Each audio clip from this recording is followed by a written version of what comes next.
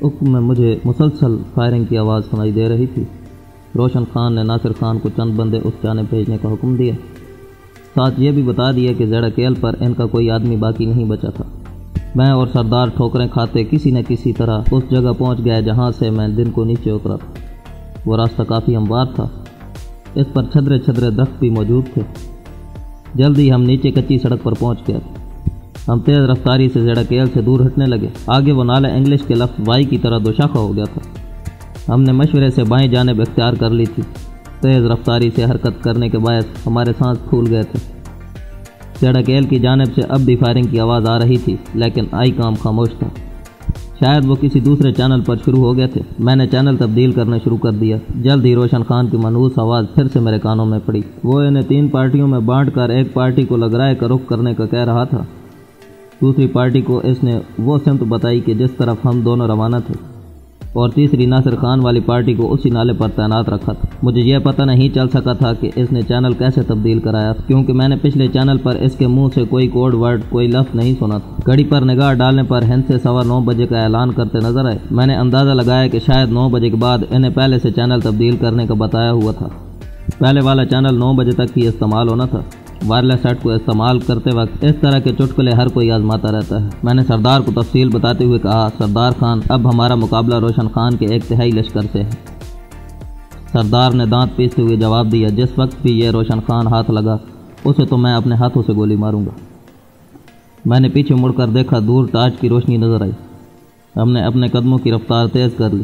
ایک لحاظ سے ہماری رفتار کو ان پر فوقیت حاصل تھی کہ انہوں نے ہمیں تلاش کرتے ہوئے آگے بڑھنا تھا، جبکہ ہم ارد گرد کا جائزہ لیے بغیر آگے بڑھتے جا رہے تھے۔ مسلسل تیز رفتاری سے سفر کرتے ہمیں 3 گھنٹے ہونے کو تھے۔ شیطان کی آنت کی طرح کا وہ لمبا نالا اب اوپر کو بلند ہونے لگا تھا۔ اچانک 50-60 گز کے فاصلے پر ایک طاقتور ٹارچ کی روشنی ہم پر پڑی۔ ہم نے نیچے لیٹنے میں ایک لمحہ بھی نہیں لگایا تھا، اسی وقت سامنے سے ایک برسٹ فائر ہوا۔ یہ وہی گروپ ہے یا ان کے کوئی اور ساتھی ہیں؟ سردار ہکلایا۔ جو بھی ہیں اب تو برے پھنس گئے ہیں خان جی۔ میں آہستہ آہستہ پیچھے کو کھسکا۔ ٹارچ ایک بار پھر روشن ہوئی اور اس روشنی میں چند قدم آگے کانٹا دار تار کو دیکھتے ہی میرا دل خوشگوار انداز میں دھڑکنے لگا۔ سردار خان، یہ آرمی کی کوئی پوسٹ ہے، میں نے خوشی سے بے قابو لہجے میں کہا، اور اس کے ساتھ ہی میں نے جیب سے ٹارچ نکال کر بار بار جلا کر ٹارچ کا اشارہ کرنے لگا۔ کون؟ دبنگ لہجے میں پوچھا گیا۔ ہم دوست ہیں، دشمن نہیں۔ سردار کو اٹھنے کا کہہ کر میں ہاتھ بلند کر کے کھڑا ہو گیا۔ پستول میں نے ہولسٹر میں رکھ لیا تھا۔ سردار بھی کلاشنکوف زمین پر رکھتے ہوئے میرے ساتھ ہاتھ بلند کر کے کھڑا ہو گیا۔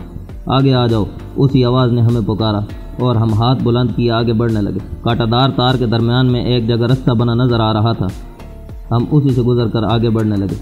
ہم ٹارچ والے سے 10-15 گز دور پہنچے ہوں گے کہ اس نے اگلا حکم صادر کیا، رک، اپنے ہتھیار اور سامان یہیں چھوڑ دو۔ ہم نے بے چوں چراں ان کے کہنے پر عمل کیا۔ اب آگے بڑھو۔ ہتھیار اور تھیلے زمین پر رکھتے ہی ہمیں دوبارہ آگے بلایا گیا۔ نزدیک پہنچنے پر ہمیں 3 فوجی نظر آئے۔ ایک نے ہاتھ میں ٹارچ تھام رکھی تھی، جبکہ 2 کے ہاتھوں میں ہتھیار۔ ایک اپنا ہتھیار سلنگ اپ کر کے آگے بڑھا اور ہماری تلاشی لینے لگا۔ تلاشی کے بعد ان کے سینئر نے ایک سپاہی کو ہمارا سامان لینے بھیجا، جو ہم ان کے حکم سے پیچھے چھوڑ آئے تھے۔ تھوڑی دیر بعد ہم پوسٹ کمانڈر کے سامنے کھڑے تھے۔ وہ ایک جونیئر آفیسر تھا۔ جی جناب، اپنا تعارف کرائیں، اس نے ہلکی سی مسکراہٹ سے پوچھا۔ ہمارے پراعتماد لہجے میں کی جانے والی بات چیت سے اسے اندازہ تو ہو گیا تھا کہ ہم دشمن نہیں تھے۔ میں اپنے آئی کام سیٹ پر آپ کی کسی سے بات کرانا چاہتا ہوں۔ بات کراؤ، اس نے اجازت دینے والے انداز میں سر ہلایا۔ اس کا جواب سن کر ایک بندے نے آئی کام سیٹ میری جانب بڑھا دیا۔ پوسٹ کا نام؟ آئی کام سیٹ پکڑتے ہوئے میں نے جونیئر آفیسر سے پوچھا۔ یہ ایف بلاک ہے، اس نے بغیر کسی تردد کے پوسٹ کا نام بتا دیا۔ سیٹ آن کر کے میں نے چینل 9 لگایا اور 1 الفا کو پکارنے لگا۔ Send your message over. میرے 2-3 دفعہ پکارنے پر 1 الفا کی بھاری آواز سپیکر سے برآمد ہوئی۔ ہم اس وقت ایف بلاک پر پہنچ گئے ہیں، اوور۔ بغیر کسی تعمید کے مطلب کی بات پر آ گیا تھا کہ وائرلیس سیٹ پر تعمیدیں نہیں بانی جاتی، مگر کیوں، اوور۔ اس کا لہجہ حیرانی سے پر تھا۔ کہانی لمبی ہے، اوور۔ میں نے تفصیل بتلانے سے گریز کیا تھا۔ کام بتاؤ، اوور۔ اس نے بھی تفصیل پوچھنے پر اصرار نہیں کیا تھا۔ پوسٹ کمانڈر کو ہماری شناخت کروا دو، اوور۔ ٹھیک ہے، پوسٹ کمانڈر کو ابھی آرڈر مل جائیں گے اور تم نے اگلے حکم تک یہیں رہنا ہے، اوور۔ اور میرے راجر کہنے پر اس نے اوور اینڈ آل کہہ کر رابطہ منقطع کر دیا۔ 5 منٹ بعد پوسٹ کمانڈ کے بنکر میں پڑے فیلڈ ٹیلی فون کی گھنٹی بجنے لگی۔ اس نے ریسیور اٹھا کر کہا، یس، صوبیدار رمضان بات کر رہا ہوں، اور پھر دوسری جانب سے اسے ہدایات دی جانے لگی۔ हम तो बस इसकी यस सर ही सुनाई दे रही थी। बात ख़त्म करते ही इसने रिसीवर मेरी जानिब बढ़ा दिया। अस्सलाम वालेकुम सर, ज़ीशान हैदर बात कर रहा हूँ। मैंने रिसीवर कान से लगाते हुए अपना तारुफ कराया। वालेकुम सलाम ज़ीशान, कल का दिन F ब्लॉक पर गुजारो और परसों तुम दोनों D ब्लॉक पर चले जाना, वहाँ 1 अल्फ़ा तुम्हारा मुंतज़िर है। D ब्लॉक का रास्ता तुम्हें सूबेदार रमज़ान से मालूम हो जाएगा। और मेरे ठीक है सर कहने पर इसने खुदा हाफिज़ कहकर राब्ता मुनक़ता किया। यकीनन आप लोगों ने खाना नहीं खाया होगा। मेरे रिसीवर रखते ही सूबेदार रमज़ान मुस्तफ़सिर हुआ। जी सर, सरदार ने असबात में सर हिलाया। एक आदमी को खाना लाने का कहकर वो हमसे गपशप करने लगा। हमारी दिन भर की कार्रवाई चूँकि अपनी फ़ौज के लिए कोई रात की बात नहीं थी, इसलिए हमने उसे तफसील से सब कुछ बता दिया। सारी बात सरदार ने ही सुनाई थी। इसकी बात ख़त्म होते ही सूबेदार रमज़ान ने बाकायदा गले लगाकर हमारी पीठ थपथपाई थी। उसी वक्त ताज़ा खाना तैयार हो गया था। गर्म गर्म रोटियों और भेड़ के गोश्त से लुत्फ़अंदोज़ होने के बाद हमने मिल्क पाउडर की बनी चाय पी और बिस्तर में घुस गए। सारे दिन की भाग दौड़ के बाद सख्त थकन महसूस हो रही थी।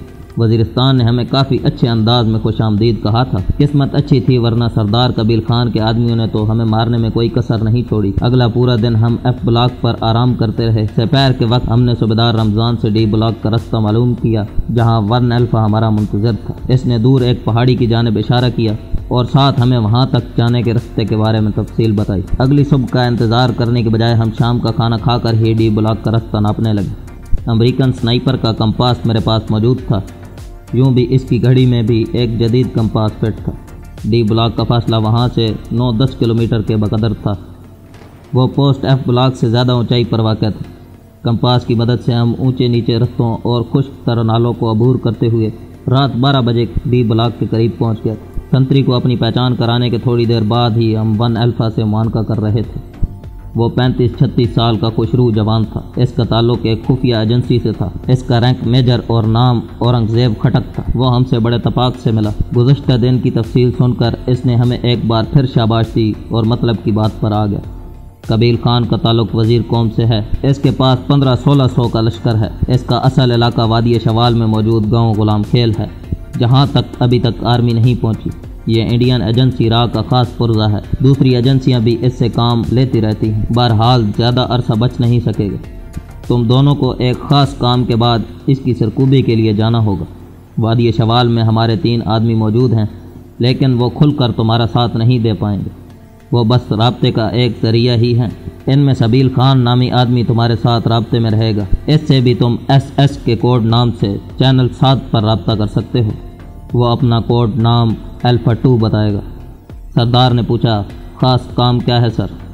यहाँ एक बुलंद चोटी ज़ख़ीरा टॉप है, जहाँ दहशतगर्दों के 2 स्नाइपर्स मौजूद हैं। इनमें से एक का नाम ज़ुलजदीन है और दूसरे को मुर्शद के नाम से जाना जाता है। तुम्हें यकीनन हैरानी होगी कि ये ज़ुलजदीन नामी आदमी पाक आर्मी की कमांडो बटालियन से भगोड़ा होकर दहशतगर्दों के साथ शामिल हुआ है। यूनिट में किसी ऑफिसर से इसका झगड़ा हुआ और ये बागी होकर दहशतगर्दों के पास चला गया और फिर यहाँ रुपए पैसे की वाफर दस्तयाबी ने उसे मजीद शह दी। ये दोनों बहुत अच्छे स्नाइपर हैं।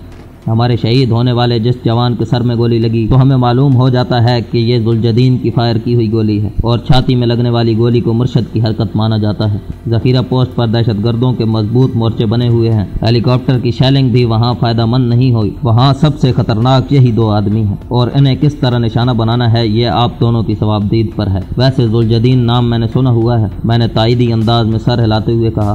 कमांडोज के साथ एक कोर्स के दौरान इसकी गायबाना तारीफ सुनी थी। सही पहुँचे, मेजर औरंगज़ेब ने असबात में सर हिलाया।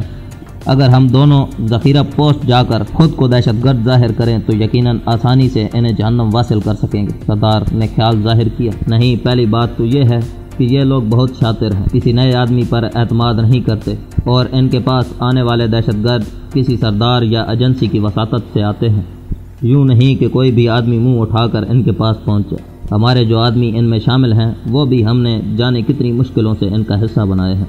दूसरा, जो आदमी करीब जाकर किसी दहशतगर्द को हलाक करेगा खुद इसका बचना भी नामुमकिन हो जाएगा और मैं तुम दोनों जैसे तरबियत याफ्ता और बेहतरीन स्नाइपर्स को इतने सस्ते में कुर्बान नहीं कर सकता। शुक्रिया सर, मैं इसकी पुरखलूस बात सुनकर बोला। वैसे ज़ख़ीरा टॉप के करीब कोई ऊंची चोटी मौजूद नहीं है। ज़ेड़ाकेल से शुमाल की जानिब एक बुलंद चोटी वचनराय है, जिसका ज़ख़ीरा पोस्ट से हवाई फासला 1.5 किलोमीटर से कुछ ज़्यादा है, लेकिन वो ऐसी जगह है जहाँ फ़ौज पोस्ट नहीं बना सकती। کیونکہ ایک تو پانی کا نزدیک ترین چشمہ بھی اس سے اتنی دور ہے کہ روزمرہ کی ضروریات کا پانی وہاں تک پہنچانا نہایت مشکل ہو جاتا ہے۔ اس طرح وہاں گاڑی کا رستہ بھی موجود نہیں ہے، اس لیے راشن بھی ذخیرہ نہیں کیا جا سکتا۔ اس کے بیس میں پوسٹ بنانے میں یہ قباحت ہے کہ دہشت گرد عارضی طور پر بچہ نرائے کی چوٹی پر چڑھ کر آرمی کو نشانہ بنا سکتے ہیں۔ اس طرح کی چند اور مجبوریاں بھی ہیں، البتہ تم لوگ اس چوٹی کو عارضی طور پر اپنے مقصد کے لیے استعمال کر سکتے ہو، اور یقیناً اس کے لیے تمہیں ہیوی سنائپر بھی دستیاب ہوگی، کیونکہ اس جگہ سے ذخیرہ ٹاپ ڈریگنوو کی رینج سے باہر ہو جاتی ہے۔ میں نے ہنستے ہوئے کہا، آج مارا جانے والا امریکن سنائپر ہمارے لیے بیرٹ M107 کا تحفہ چھوڑ گیا ہے۔ بیرٹ M107؟ میجر اورنگزیب کے لہجے میں حیرانی تھی۔ میں وضاحت کرتے ہوئے بولا، جی ہاں، یہ بھی ہیوی سنائپر ہی ہے، تم لوگوں کے پاس تو نظر نہیں آ رہی۔ میں جواب دیتے ہوئے بولا، ایک جگہ پر چھپا دی ہے، اور ہو سکے تو اس کا ایمونیشن منگوا دیں، کیونکہ اس کے ساتھ صرف 27 گولیاں ہمیں ملی ہیں۔ اچھا، میں اپنے پاس لکھ لیتا ہوں۔ اس نے نوٹ بک نکال کر اس پر بیرٹ M107 کا نام لکھ لیا، اور ہاں، گلاک 19 کا ایمونیشن بھی۔ مجھے اچانک پستول یاد آ گیا جس کی چند گولیاں ہی میرے پاس رہ گئی تھیں۔ میجر اورنگزیب نے فوراً کہا، اس کی 50 گولیاں میرے پاس موجود ہیں، جاتے ہوئے لیتے جانا۔ شکریہ سر، میں نے اطمینان بھرا سانس لیا۔ میرا خیال ہے یہ گھڑی بھی تمہیں امریکن سنائپر ہی سے ہاتھ لگی ہے۔ اس نے میری کلائی پر بندی گھڑی کی طرف اشارہ کیا۔ جی سر، میں نے اس بات میں سر ہلایا، اگر پسند ہے تو میں آپ کو دے دیتا ہوں۔ میں ضرور لیتا اگر تمہیں اس کی قیمت معلوم ہوتی، اور تب تم یہ پیشکش کرتے۔ اس نے گویا انکشاف کرتے ہوئے کہا، یہ گھڑی پاکستانی کرنسی میں کم از کم 1.5 لاکھ کی ہوگی۔ سر، ابھی چند ماہ پہلے جب ہم امریکہ میں سنائپر کورس کر رہے تھے، اس وقت اس کی قیمت 3000 امریکن ڈالر تھی۔ آپ نے تو اس کی قیمت آدھے سے بھی گرا دی۔ میری بات سن کر اس کے چہرے پر خفت بھرے تاثرات نمودار ہوئے۔ معذرت خواہ ہوں، میں نے محتاط اندازے کے مطابق کہا تھا۔ کوئی بات نہیں ہے سر، یہ لیں۔ میں نے گھڑی کلائی سے اتار کر اس کی جانب بڑھائی۔ میرا خیال ہے اپنے الفاظ کا پاس آپ ضرور رکھیں گے۔ کن الفاظ کا؟ اس نے حیرانی سے پوچھا۔ یہی کہ اگر مجھے اس گھڑی کی قیمت معلوم ہوتی اور تب بھی میں آپ کو تحفہ دینا چاہتا تو آپ ضرور قبول کرتے۔ وہ پھیکی مسکراہٹ سے بولا، میں نے سوچا شاید تم ناواقفیت کی بنا پر مجھے دے رہے تھے۔ نہیں، میں اس لیے آپ کو دے رہا تھا کہ آپ کے ہاتھ پر یہ اپنی پہچان کرا سکے گی۔ ہم جیسے اگر اتنی قیمتی گھڑی باندھ لیں تو دیکھنے والے اسے نقل ہی سمجھتے ہیں۔ شکریہ ذیشان۔ اس مرتبہ وہ گھڑی میرے ہاتھ سے لے کر اپنی کلائی پر باندھنے لگا۔ میں نے جیب سے اپنی پرانی گھڑی نکال کر کلائی پر باندھ لی تھی۔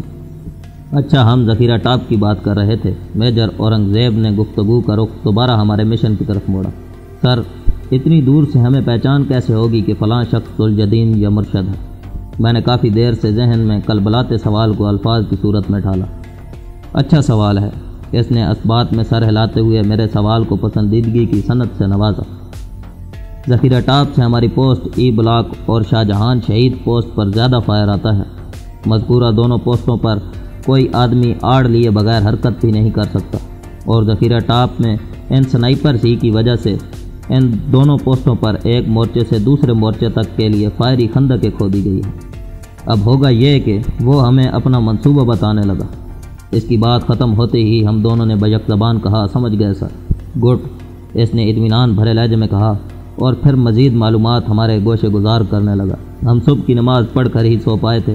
اگلے دن شام کا کھانا کھا کر ہمیں رخصت کرتے وقت میجر اورنگزیب نے کہا، میں اگلے 10 دن یہی ہوں، اس کے بعد شاید میں وانہ چلا جاؤں، لیکن کسی نہ کسی کی وساطت سے تمہیں میرے احکام اور ہدایات ملتی رہیں گی۔ ٹھیک ہے سر، کہہ کر ہم نے اس سے الوداعی معانقہ کیا اور وہاں سے روانہ ہو۔